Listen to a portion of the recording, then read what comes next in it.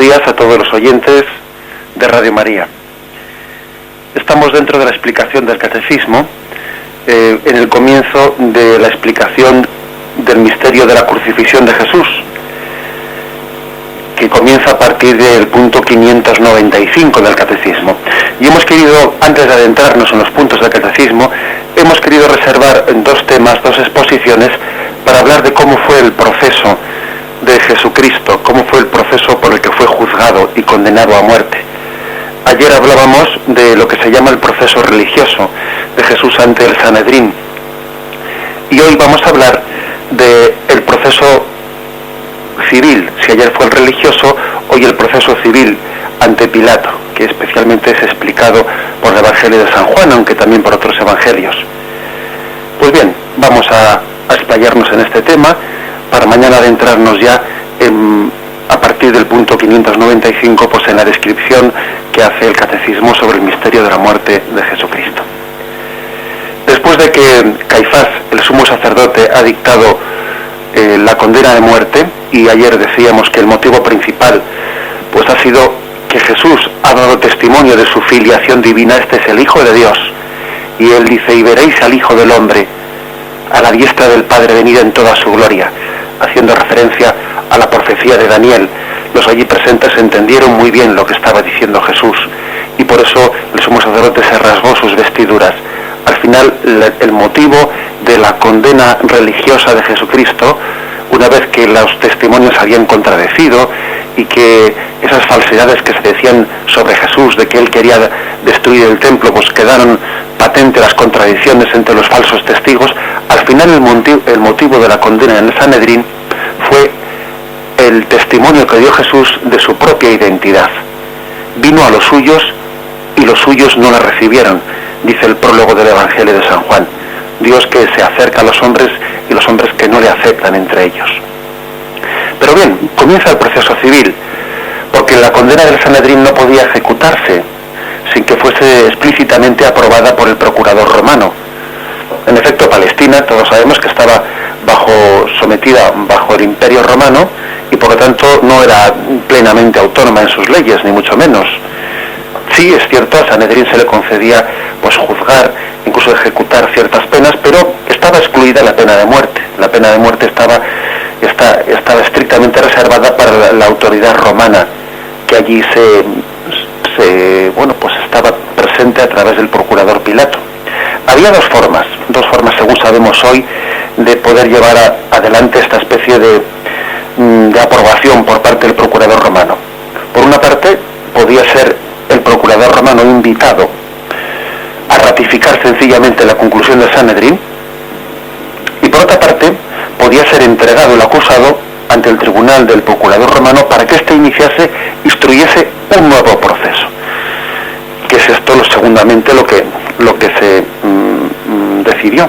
¿Por qué se decidió esto? Bueno, pues se decidió porque quizás este segundo camino era más claro, porque el procurador romano, si se le hubiese invitado únicamente a ratificar lo que había dicho el Sanedrín, pues hubiese empezado a comprobar en qué pruebas se han basado, y entonces hubiese visto que la prueba última había sido una prueba de tipo religioso, y a él eso no le interesaba. Él quería, lógicamente, pues que la condena fuese bajo algún tipo de delito que dentro del Imperio Romano pudiese ser constatado como tal, y por lo tanto se eligió el segundo camino, el de comenzar un nuevo proceso, instruir un nuevo proceso presentándole un acusado y que él comenzase los interrogatorios, volver a empezar de cero, para entendernos. Tenemos en el capítulo 18 de San Juan 29-32, pues cómo se dilucida esta cuestión, dando claro testimonio de que ellos no podían sencillamente condenar a muerte. Salió entonces Pilato fuera de ellos y dijo: ¿qué acusación traéis contra este hombre? Ellos le respondieron: si este no fuera malhechor, no te lo habríamos entregado. Pilato replicó: tomadle vosotros y juzgadle según vuestra ley. Pero los judíos replicaron: nosotros no podemos dar muerte a nadie. Es decir, te lo traemos aquí porque queremos que le condenes a muerte, si no ya le juzgaríamos nosotros, que para eso ya tenemos competencias, para eso ya somos autónomos, pero queremos darle muerte. Y Pilato, por lo tanto, comienza un proceso contra Jesús. Sería el alba, según Juan 18-28 nos detalla. De la casa de Caifás llevan a Jesús al pretorio, era de madrugada. Bien, nos da este detalle San Juan. Estaríamos hablando del alba, posiblemente sobre las 6 de la mañana aproximadamente. Es cierto que los romanos tenían costumbre de madrugar y por lo tanto Pilato estaría ya en funciones. Dice también el Evangelio de San Juan que fueron ante el pretorio. El pretorio era un lugar en el que el procurador romano, el delegado de Roma en aquel lugar, tenía un púlpito, un tribunal y una silla que se llamaba curul, y ese tribunal y esa silla curul eran de alguna manera transportables.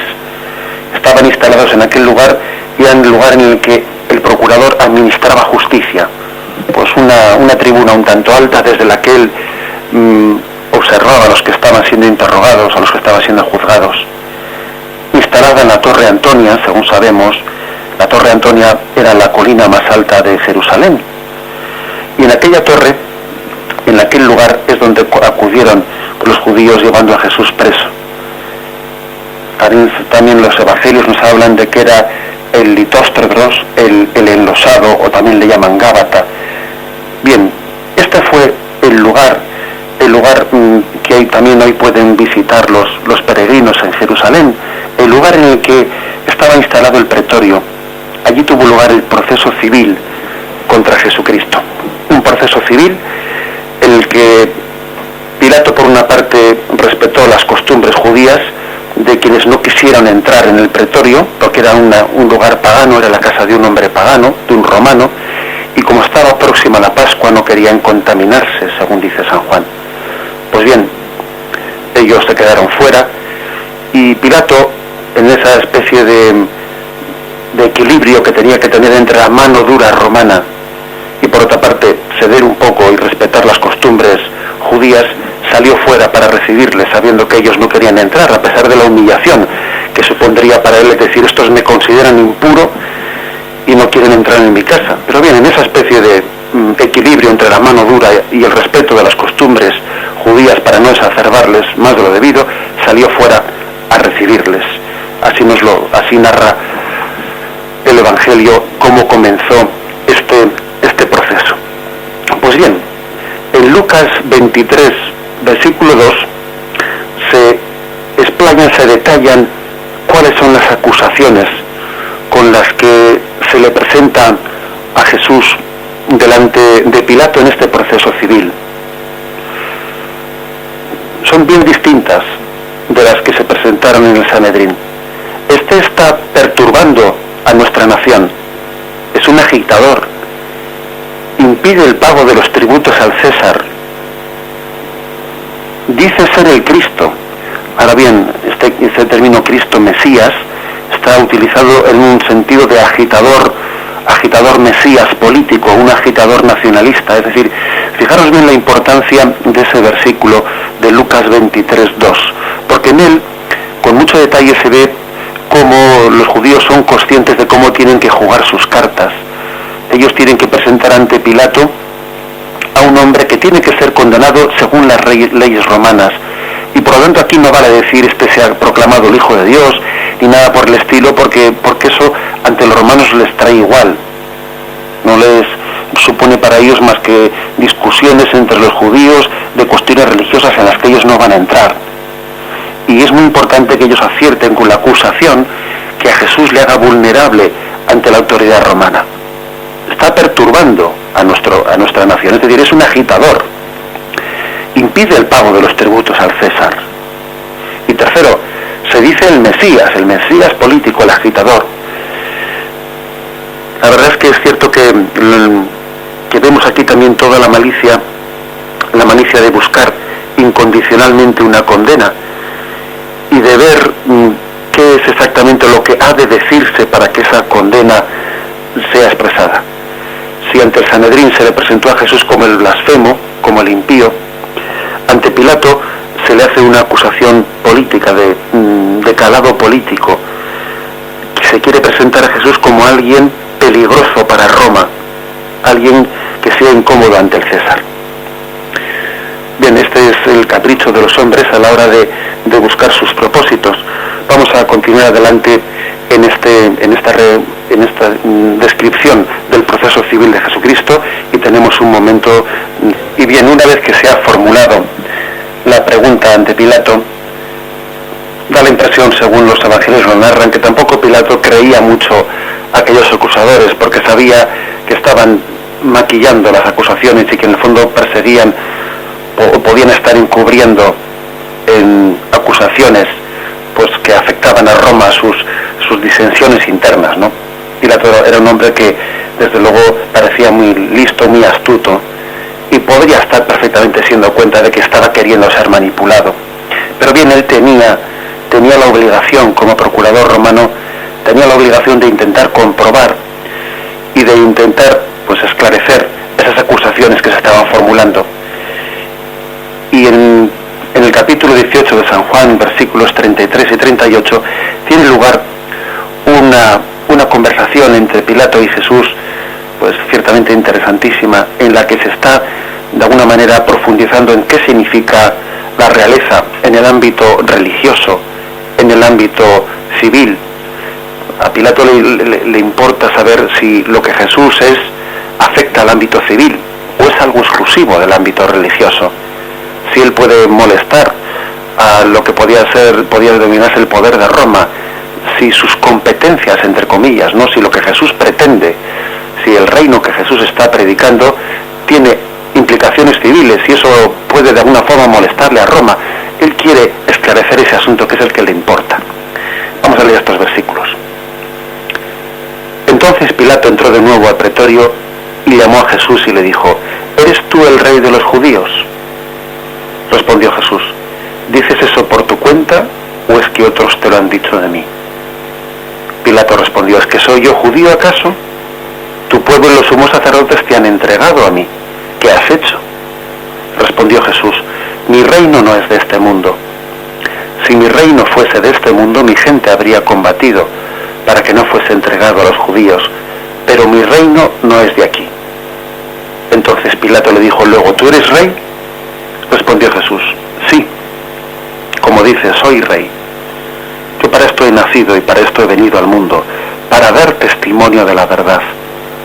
Todo el que es de la verdad escucha mi voz. Y le dice Pilato: ¿qué es la verdad? Y dicho esto, volvió a salir. Fijaros bien, está Pilato hablando con un Jesús que al mismo tiempo que había dicho: dad a Dios lo que es de Dios y al César lo que es del César. Y por lo tanto en aquel momento Jesús había proclamado pues esa especie de autonomía, ¿no?, entre el orden civil y el orden religioso. Sí, pero al mismo tiempo que había dicho eso Jesús, es el mismo Jesús que le va a decir dentro de poco a Pilato: tú no tendrías ningún poder sobre mí si no se te hubiese dado de lo alto.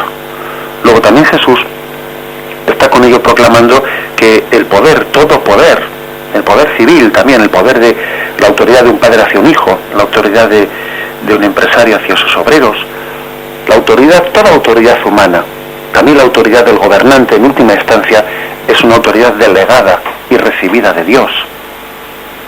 Por lo tanto, sí, es cierto que el reino de Jesús no es de este mundo, mi reino no es de este mundo. Es cierto que a Dios lo que es de Dios y al César lo que es del César, pero también Pilato sabe que aquí hay una cuestión complicada, porque Jesús también se presenta con una realeza que tiene implicaciones en todos los ámbitos de la vida. Jesús habla de la verdad, no habla de mi verdad, la verdad religiosa y la verdad civil, no. Jesús habla de la única verdad. Y lo que no puede ser es que lo que es negro por o negro por lo civil sea blanco por lo religioso. No puede ser, porque verdad es única, la existente. Y Pilato es consciente de que está ante un tema complicado, ante el tema de que este Jesús, aunque respeta plenamente la autonomía de los poderes civiles, ¿no?, sin embargo proclama una verdad que también le afecta a él, le afecta a los gobernantes. Porque es así: Cristo es Señor de cielos y tierra, y también Cristo es Rey también de este mundo, al mismo tiempo que es el reino, que es el que encabeza es el reino de los cielos. Por lo tanto, la pregunta de de Pilato no es baladí, es muy importante. ¿Y qué es la verdad? Es que hay una verdad absoluta bajo la cual estamos todos, tanto esos del Sanedrín que están ahí fuera acusándote, como yo, romano, que estoy aquí dentro. Es que hay una verdad absoluta a la que tienen que servir tanto las leyes civiles como las leyes religiosas. Este es el conflicto que está teniendo lugar entre Jesús y Pilato. Bien, porque una cosa es la manipulación que el Sanedrín está queriendo realizar, pero cuando Jesús se enfrenta a Pilato está teniendo lugar, se está confrontando verdaderamente dos concepciones: la concepción de la pretensión de la autonomía absoluta, ¿no? Como si no tuviese nada que ver el orden religioso y el orden civil, que es lo que le gustaría a Pilato, ante un Jesús que, aunque sí le dice mi reino no es de este mundo, pero después le viene a decir que él viene a dar testimonio de la verdad, y esa verdad también le afecta a Pilato como gobernante, porque también es un error pensar que hay dos órdenes en la vida absolutamente distintos y contradictorios, que no, como si no tuviesen nada que ver, porque de verdad no hay más que una. Bien, es pues muy importante, ¿no?, este diálogo entre Jesús y Pilato que tenemos ahí en los versículos 33 al 38 del capítulo 18 de San Juan. Se hablan de los dos ámbitos, de los dos mundos, el ámbito religioso y el ámbito civil. La pregunta, ¿qué es la verdad?, de Pilato queda en un suspense, queda en un silencio. Un silencio que también dentro del proceso de Jesús debe de ser meditado. Jesús utilizó muchas veces del silencio para dar testimonio de la verdad. Por una parte, esto nos evoca el capítulo 53 de Isaías, versículo 7, donde se nos recuerda en el cántico del siervo, se nos recuerda cómo aquel siervo era llevado al matadero y no abría la boca. Dice así, capítulo 53 de Isaías, versículo 7. Fue oprimido y él se humilló y no abrió la boca. Como un cordero al degüello era llevado, y como oveja que ante los que la trasquilan está muda, tampoco él abrió la boca. Por lo tanto, esta profecía del siervo de Yahvé, en la que se habla de cómo iba a ser la pasión de Jesucristo, también hablaba del silencio de Jesús como una forma máxima de testimonio. Recordemos que en este pasaje que justamente hemos leído, justo antes de este silencio de Jesús, se habla de que, dice Jesús, he nacido para dar testimonio de la verdad. Todo el que es de la verdad escucha mi voz. ¿Y cómo es posible que Jesús diga, vengo a dar testimonio de la verdad, y acto seguido se calle? Pues porque también el silencio es testimonio de la verdad. Y podemos decir que Jesús dio testimonio de la verdad en 3 niveles, si me permitís esta pequeña aplicación práctica. Primero, dio testimonio de la verdad sencillamente con un hablar sincero, el que no entró jamás en su boca mentira. Decid sí cuando sea sí, y decid no cuando sea no, nos dice Jesús. Ese es el primer nivel básico para dar testimonio de la verdad. El segundo nivel es el nivel del silencio humilde, de quien no alardea, de quien no se pavonea, no hizo alarde de su categoría de Dios.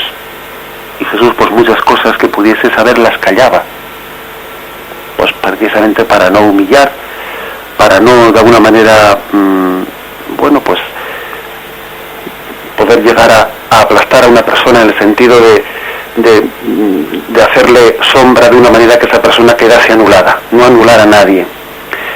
Cosa que nosotros deberíamos de aplicar en nuestra vida, porque hay silencios que son necesarios para no humillar. El silencio de quien dice, no voy a estar yo contando todos mis éxitos y alardeando de ellos delante de los demás. Uno no tiene obligación de decirlo todo, puede perfectamente callarse y de esa manera, pues no estar humillando a las personas que le escuchan, alardeando de sus triunfos junto a una persona que no los tiene. Jesús pues también tuvo este tipo de silencio humilde, no hizo alarde de su categoría de Dios, al contrario. pasó por uno de tantos. Y el tercer nivel del testimonio de la verdad de Jesús es el máximo nivel. Jesús renunció a la autodefensa. Calló cuando le acusaban. Su defensor era Dios. Su vida estaba en manos del Padre. Por lo tanto, el silencio en el momento de la acusación puede llegar a ser el máximo testimonio de la verdad. No olvidemos esto. Ciertamente habrá que distinguir las prudencias y los momentos cuando alguien pues es responsable también de ciertas cosas que pueden ser motivo de escándalo o de daño para otras personas y tiene que aclarar situaciones. Bien, todo eso es cierto. Pero hechas las debidas discernimientos, prudentes, etcétera, no olvidemos que el máximo testimonio de la verdad puede ser la renuncia a la autodefensa, que precisamente hasta tal punto en el caso de Jesús fue el máximo testimoniar la verdad, que llegó a causar una auténtica perplejidad en Pilato. Una perplejidad, porque él estaría acostumbrado a que los acusados clamasen misericordia, estaría acostumbrado a que los acusados intentasen desdecir a los que les estaban acusando, que mostrasen su angustia, que recurriesen a todo tipo de... Y él, sin embargo, le maravillaba el silencio de Jesús, hasta el punto que arrancó del corazón de Pilato una especie de proclamación de su perplejidad. ¿Tú, de dónde eres tú? Parece que del silencio de Jesús, Pilato por un momento está entreviendo el misterio de la persona de Jesucristo, el misterio que se encierra en la persona de Jesucristo. Bien, vemos por lo tanto a este Jesús que ante Pilato en su proceso civil está dando testimonio de la verdad, tanto ante el Sanedrín cuando se proclamó como el Hijo de Dios, como en el silencio ante Pilato, está proclamando también su identidad, quién es él, bien sea a través de la confesión religiosa o bien sea a través del silencio ante Pilato. Proceso religioso o proceso civil son dos ocasiones de Jesús de proclamar y dar testimonio de quién es él y de la verdad ante el mundo. Vamos a meditarlo antes de continuar.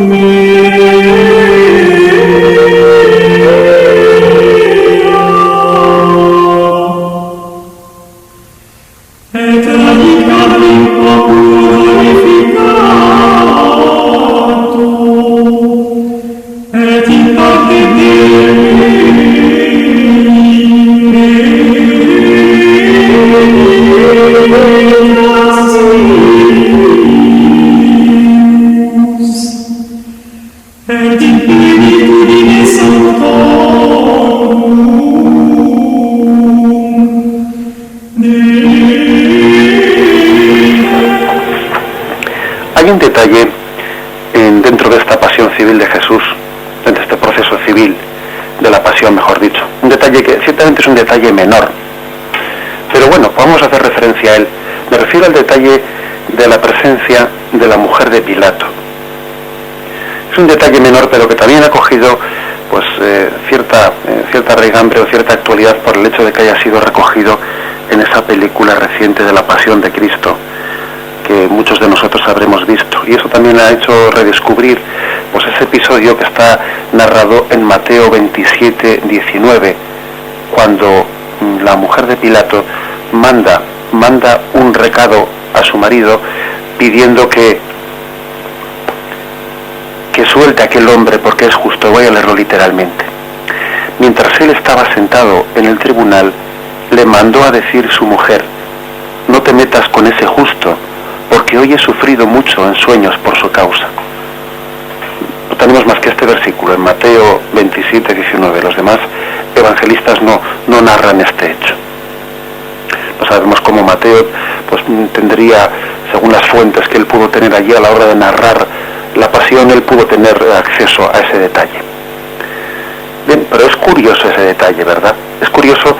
Hemos podido hoy en día saber que aquella palabra de la mujer de Pilato pudo hacer en él un efecto grande, que le pudo conmover, porque en toda Roma era conocido que Julio César hubiese evitado un atentado que había recibido, por el que había recibido 23 puñaladas, ni más ni menos, pues en la curia, si hubiese hecho caso a su mujer, Calpurnia se llamaba, que le había dicho a su marido que no fuese ese día a la curia, que había soñado esa noche que iba a ser apuñalado. Y Julio César no hizo caso y fue allí y recibió aquellas puñaladas. Eso sí que era conocido en el mundo romano. Pero bien, por lo tanto quiere decir que aquellas palabras pudieron también conmover a Pilato cuando le dijo: he tenido un sueño, he soñado que este hombre es justo, no te metas con él. Lo curioso del tema es el hecho de que Dios se sirva de la vocación matrimonial de su mujer como un instrumento para llegar a Pilato. Es un detalle importante. Intenta también abrir la mente endurecida de Pilato a través de su mujer.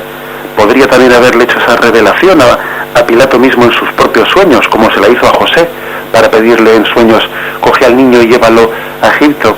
Bien, pero posiblemente la mente de Pilato estaba demasiado obtusa, demasiado cerrada para que Dios pudiese hacer esa revelación en sueños.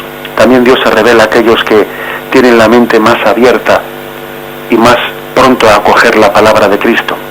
El caso es que este pequeño detalle, que ha sido, como os digo, pues muy redescubierto por esa película reciente y puesto pues en boca de muchos de nosotros, nos descubre que también Dios se sirve de la vocación matrimonial para revelarnos sus designios, y que la vocación matrimonial, pues que puede parecer insignificante dentro de la vida de un procurador romano, ¿no? Cualquiera diría: ¿qué más dará? Que sea soltero, que tenga mujer. Pues no. Sin embargo, el designio de Dios quiere también que su mujer sea instrumento de Dios para llegar a él.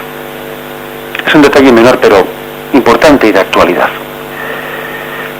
Otra cuestión de más relevancia es la que hace referencia el Evangelio de San Lucas dentro de este proceso civil de la pasión de Cristo. La presencia de Herodes en un momento determinado del interrogatorio, cuando Pilato dice a quienes le acusan de que él no ve culpable a ese hombre, se le responde: este está sublevando al pueblo desde Galilea. Y él pregunta: ¿es que acaso es Galileo? Bueno, pues entonces ve ahí como una pequeña salvatoria. Estaba en aquellos días, porque era la Pascua, estaba casualmente Herodes presente, Herodes Antipas, ¿no?, el tetrarca de Galilea, estaba presente esos días en Jerusalén, y entonces dijo: bueno, pues mandárselo a él. era como un gesto de reconciliación entre él y Herodes, que habían tenido sus desavenencias, y él no tenía ninguna obligación de mandarle a ese acusado ante Herodes, puesto que independientemente de que fuese Galileo, pues uno tenía jurisprudencia, bueno, mejor dicho, tenía jurisdicción para juzgar a aquel independientemente del lugar de procedencia, pero quiso tener la deferencia de que Herodes fuese quien lo juzgase. Imaginémonos a Jesús ante Herodes, estaba ante aquel que había cortado el cuello de su primo Juan Bautista. Estaba ante el hijo de quien había sacrificado a los inocentes de Belén, aquel que había mandado matar a aquellos santos inocentes. Estaba ante este personaje que se caracterizaba por tener una corte frívola, como también podemos desprender de aquel baile en el que, bueno, pues se le pidió en una bandeja la cabeza de Juan Bautista, una corte frívola, un personaje ciertamente siniestro que había sido comprado por Roma, dándole placeres y dándole una vida cómoda, y para que resultase cómodo para Roma, para poder tener bajo su yugo aquel pueblo, pensando que tenía una autoridad que en el fondo estaba controlada por Roma como un títere de Roma. Un personaje lleno de frivolidad, ante el que Jesús sencillamente opta por callar. De nuevo Jesús quiere dar testimonio en su silencio, testimonio de la verdad. También hay silencios que en el fondo duelen y escuecen en la conciencia, como se ve que allí Herodes se sintió dolido, a mí no me respondes, y quiso burlarse de él. Hay silencios que son la mejor acusación. Y curiosamente aquel gesto de Pilato de mandarle a Jesús ante Herodes sirvió de reconciliación entre dos personajes, porque existe también una especie de complicidad en el mal. La complicidad en el mal une, curiosamente. Yo te tapo a ti y tú me tapas a mí. Parece como si el mal repartido fuese más llevadero. Es curioso, ¿verdad? Pero eso que ocurrió entre Herodes y Pilato, pasándose uno a otro a Jesús y haciéndose cómplices de aquel mal, de aquella injusticia, también ocurre entre nosotros. A veces, cuando uno obra mal, busca cómplices del mal, busca compartirlo con alguien para que así alivie su conciencia. Bien, de la misma forma también que cuando Pilato ordena flagelar a Jesús, y sabiendo él, según el propio Evangelio de San Juan nos dice, que aquel hombre inocente intenta aplacar a la gente cometiendo una injusticia. A veces uno tiende a cometer una injusticia intentando evitar otra injusticia. Y dice, a ver si flagelando a este hombre aplaco esa petición que tienen de que le mate. Quizás cuando le vean ensangrentado, pues se compadezcan un poco de él y ya dejen de pedirme que le crucifique. El gran error del hombre es ceder al mal para evitar otro mal. Uno cede al mal para de esa forma intentar evitar otro mal mayor. Qué gran error, ¿no? El de hacernos cómplices de la injusticia intentando evitar otra injusticia. El mal llama al mal, de la misma forma que el bien llama al bien. Y vemos también en este proceso civil, pues este misterio, ¿no? Este misterio de esta psicología de la tentación, esta estrategia del tentador en la que fácilmente caímos nosotros y en la que Herodes y Pilatos también cayeron, esa complicidad mutua en el mal. Bien, vamos a meditar en ello antes de continuar en esta reflexión del proceso civil de Jesús.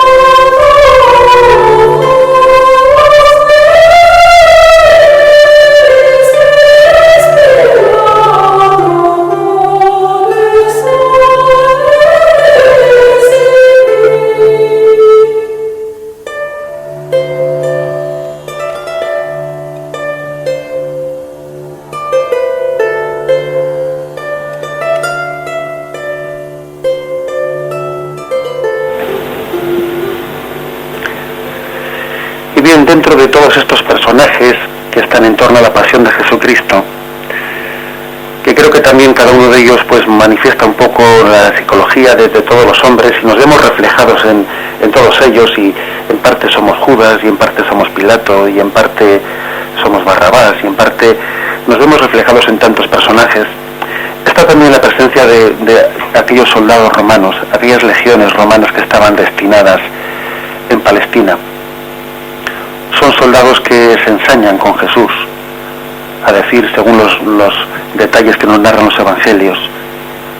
Le coronan de espinas, le escupen, le pegan con una caña en aquella cabeza que estaba coronada de espinas, se burlan de él, le ponen aquella capa como si fuese un rey, haciéndole salve, haciéndole inclinaciones ante él. Es el momento de la crueldad también de las legiones romanas. También aquí tenemos que ver pues un hecho pues claramente histórico, ¿no? El hecho de que la soldadesca, especialmente cuando está lejos de su de su contexto familiar, cuando está en lugares lejanos y tiende un poco a amargarse porque desearía estar en su lugar de origen, y le han destinado a un sitio pues que él detesta y añora volver a Roma, la soldadesca tiende a degenerar, tiende a amargarse. Y es más, hay toda una psicología del hombre que cuando está en manada, cuando estamos en grupo en manada, tendemos a degenerar. Uno por uno, los hombres pues tienen pues más dignidad, pero desgraciadamente cuando nos juntamos en grupo tendemos a degenerar. A veces parece que como si tuviésemos una autoestima propia, como si tendiésemos a valorarnos por la crueldad que manifestamos ante los demás.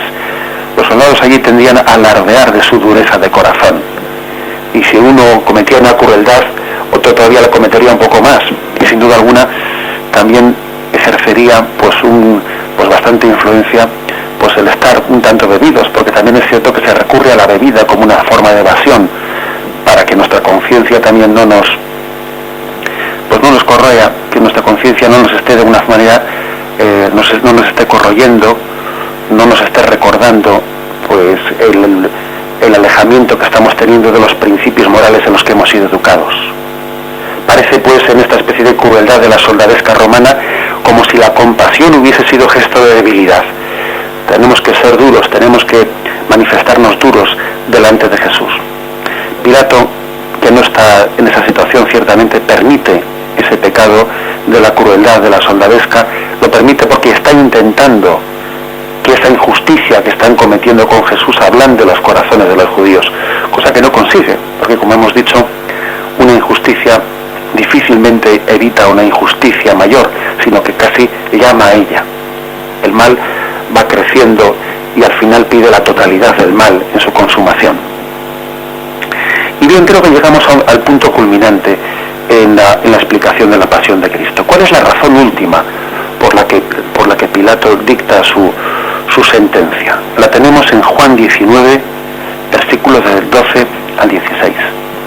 Dice así: desde entonces Pilato trataba de librarle, pero los judíos gritaron: si sueltas a ese no eres amigo del César. Todo el que se hace rey se enfrenta al César.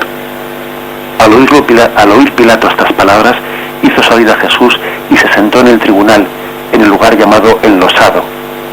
Era el día de la preparación de la Pascua. Él les dijo: aquí tenéis a vuestro rey. Ellos gritaron: fuera, fuera, crucifícalo.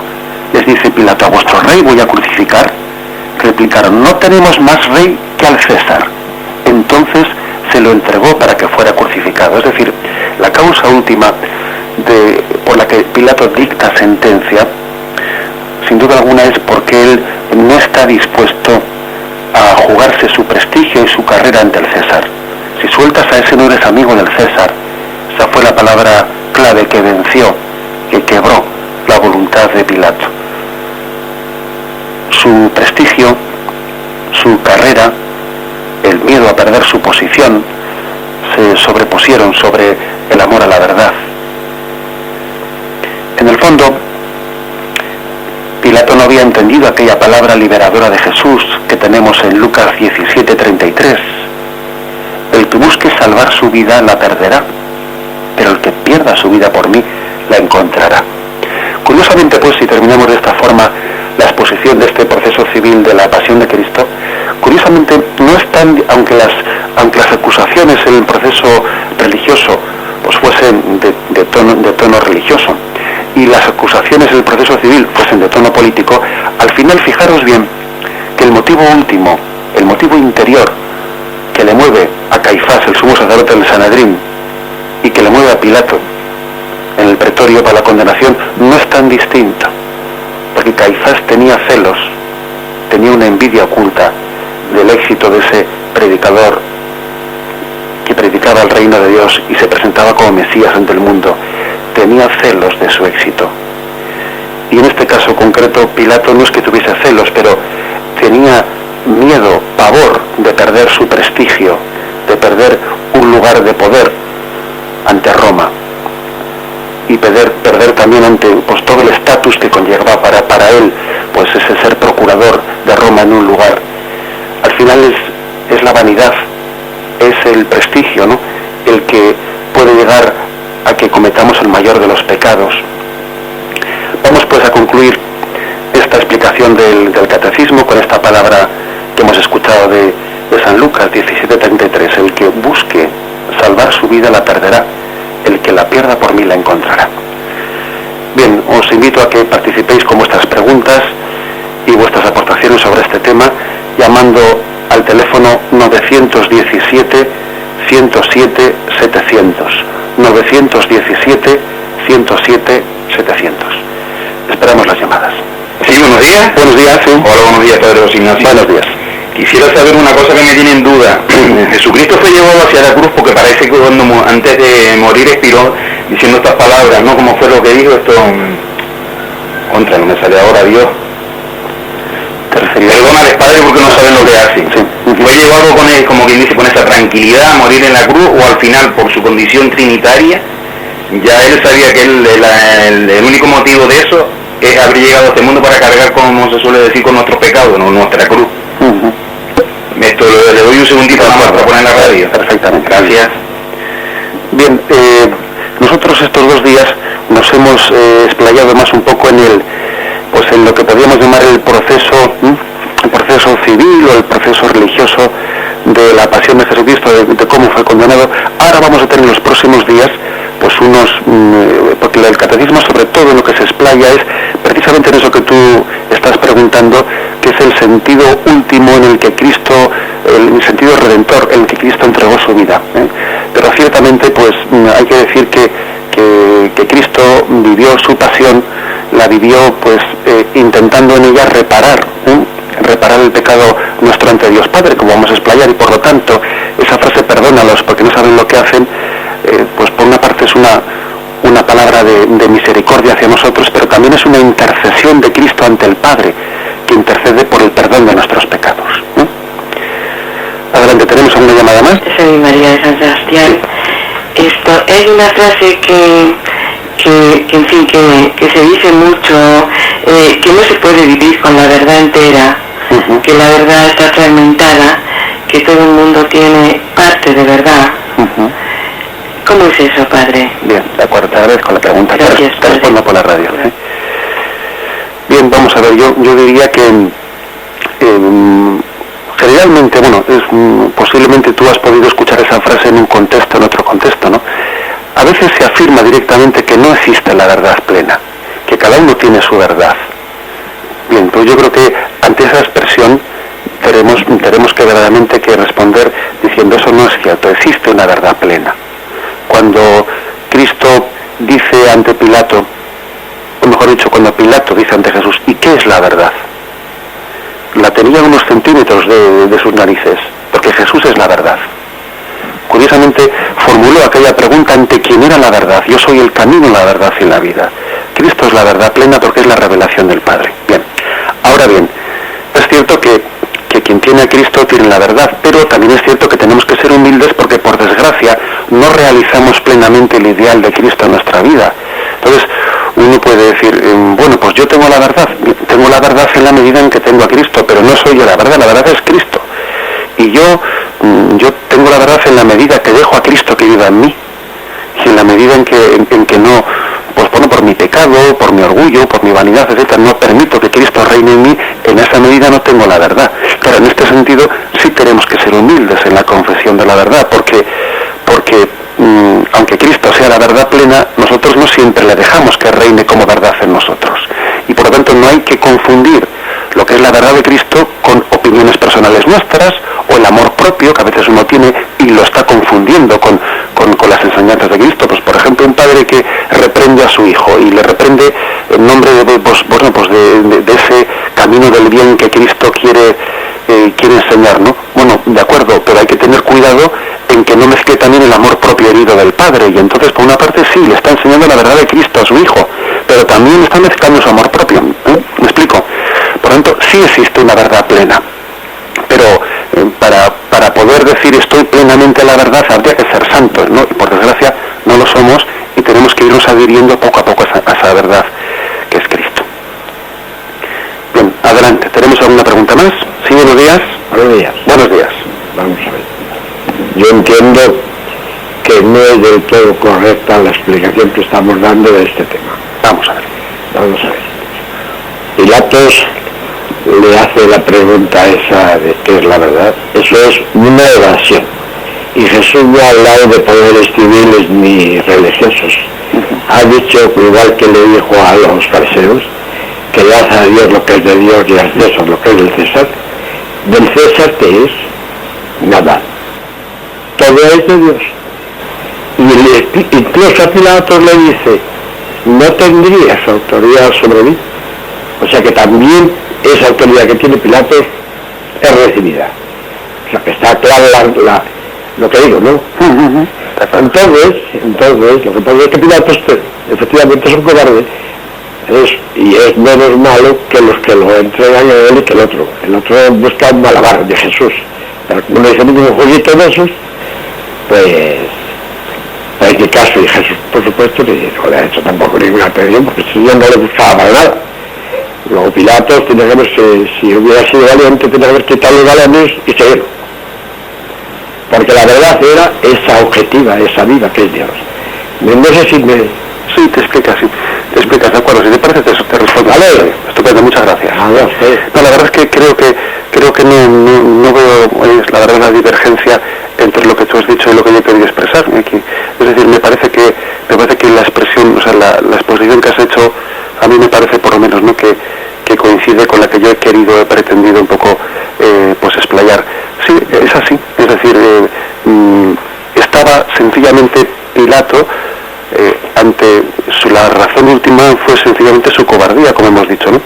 Pero es cierto que en ese diálogo que hay entre Jesús y Pilato de tú eres rey, tu reino es de este mundo, pues hay por una parte, pues como tú mismo has dicho, como usted mismo ha dicho, ¿no?, pues hay una doble afirmación que hay que hacer, que Jesús, bueno, pues cuando él da a Dios lo que es de Dios, al César lo que es del César, pues él respeta la autonomía del orden político, del orden religioso, pero a su vez también le recuerda a Pilato que todo poder civil, todo poder de este mundo, en definitiva, está recibido de la autoridad de Dios, ¿eh? Luego también, digamos, esa autoridad última de Dios sobre todos los gobernantes tiene implicaciones también en su gobierno y en sus leyes, etcétera, etcétera, ¿eh? Las dos cosas, el reino de Jesús no es de este mundo, pero tiene implicaciones en este mundo, tiene consecuencias para este mundo, ¿eh? Adelante, ¿tenemos alguna pregunta más? ¿Hola? Sí, buenos días. Hola, buenos días. Sí. Padre, me llamo Conchi, llamo desde Pontevedra y bueno, hace poquito que escuché Radio María, pero estoy muy contenta de que nos expliquen y nos enseñen. Sí. Quería comentarle que, bueno, usted ha dicho antes que el hecho de que Jesús también cayera delante de Pilato ponía de manifiesto su verdad. El hecho de que no le contestara era su verdad, ¿no? Porque Dios lo defendía, entonces él no tenía por qué defenderse así. Pero claro, humanamente hablando es todo lo contrario. Nosotros entendemos que el que calla otorga. Entonces, claro, la persona que no se defiende cuando se le acusa algo, precisamente humanamente hablando, es porque no tiene argumentos para defenderse.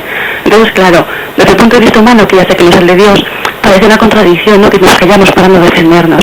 Y también quería comentar que, claro, a lo mejor Pilato nos parece, pues eso, una mala persona, porque entregó y tal, pero a lo mejor pensamos, no podríamos pensar que Dios se valió de su dignidad precisamente para, pues eso, para que siguiera todo su curso, porque Pilato al fin y al cabo es un pobre hombre que, bueno, no tenía fortaleza de carácter pero claro, o sea, tampoco es, no sé, no todo el mundo tiene esa fortaleza de carácter para imponerse a los demás y tal, a lo mejor Dios se valió también de su debilidad, ¿no? Bueno. De acuerdo, muchísimas gracias por tu llamada. Venga, Venga, hasta luego. inmediatamente le responde diciendo, pues bueno, lo último que dices, eso se puede aplicar a Pilato y a todo el mundo. Es decir, Dios en última instancia se sirvió de esa debilidad, ese pecado de debilidad de Pilato, al mismo tiempo que se sirvió también del pecado de Judas y del pecado de cobardía de todos nosotros y de ese pecado de crueldad de los soldados. Es decir, ese principio que tú dices de Pilato se puede aplicar a todo el mundo. En última instancia, Dios, en su designio y su providencia, se sirve de todos ellos, de todas las causas segundas, respetando nuestra libertad, como dijimos en una ocasión, ¿no? Pero se sirve también de esas causas segundas, de nuestros pecados, para llevar adelante su designio de salvación. Con respecto a lo primero que dices, eso de quien calla otorga, pues la verdad es que es un tema delicado, ¿sabes? Bien, la verdad es que no podríamos decir desde el punto de vista cristiano que quien calla otorga. Quien calla otorga o no, o no. Es decir, por ejemplo, el silencio de Santo Tomás Moro ante el rey Enrique VIII, cuando él pues se niega, ¿no?, a decir que lo que ha hecho el rey Enrique VIII pues es legítimo, aquel silencio no otorgaba, más bien aquel silencio molestaba, porque era un silencio que estaba de alguna manera dejando patente al rey Enrique VIII. Tal es así que aquel silencio no otorgó que le mataron a Tomás Moro, porque sabían que su silencio era una acusación implícita. Es decir, que no es cierto de quien calla otorga. Es más, hay veces que hay ciertos silencios que uno ve que a los malvados de este mundo les ponen verdaderamente nerviosos, porque uno sabe que ese silencio es un silencio de inocencia, al mismo tiempo que es un silencio que está removiendo las conciencias. Por lo tanto, hay que discernir cada caso concreto. Lógicamente también ya he dado yo a entender que hay veces que uno puede tener obligación de pasar bueno, pues para no permitir que alguien caiga en pecados de escándalo, que pueda escandalizarse pensando cosas que no han sido, tenga obligación de defenderse.